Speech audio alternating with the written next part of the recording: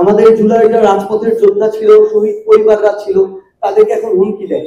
হুমকি দেয় তারা যারা ওই 24-এ আমাদের এই সহযোদ্ধাদের উপর হামলা করেছিল, গুলি ছুড়েছিল।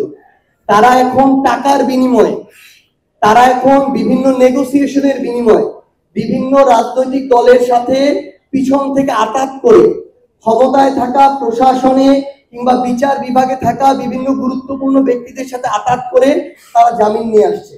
হাইকোর্টে একটার পর একটা জামিন হয়ে যায়, কারণ ওই হাইকোর্টে ওই আওয়ামী লীগের দোষর অনেক বিচারক এখন বসে আছে। বাংলাদেশের প্রত্যেকটা গুরুত্বপূর্ণ আদালতে আইনজীবী থেকে শুরু করে বিচারক পর্যায়ে এমন অনেকে আছে যারা সুযোগ পেলে এই গুরুত্বপূর্ণ হত্যা মামলার আসামিদেরকে তারা জামিন দিয়ে দেয়। টাকার বিনিময় হচ্ছে আরএফএল অডিটর, বাঁকা হয় না, ফাঁকা হয় না, আর ভাঙা এক কথায় অসম্ভব। পলিটিক্যাল নেগোসিয়েশনের বিনিময় হচ্ছে।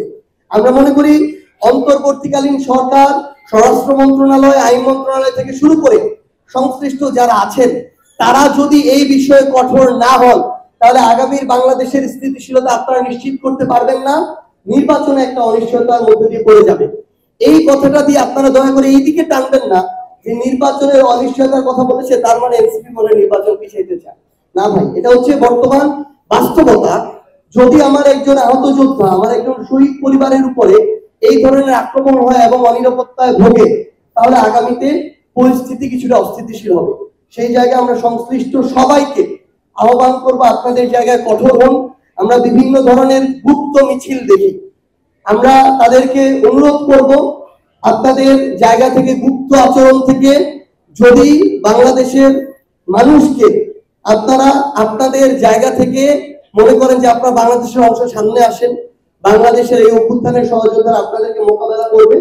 এবং আমরা অনুরোধ করব প্রশাসনকে, গোয়েন্দা বিভাগকে তাদের সর্বোচ্চ পেশাদারিত্ব বজায় রেখে যেন এটার বিরুদ্ধে ব্যবস্থা নেয়। আমরা একসাথে জুলাই অভ্যুত্থান বিরোধী যাদের অবস্থান ছিল, বাংলাদেশের সরকার, প্রশাসন, রাজনৈতিক দল এবং সাধারণ মানুষ ঐক্যবদ্ধভাবে তাদেরকে প্রতিরোধ করতে হবে।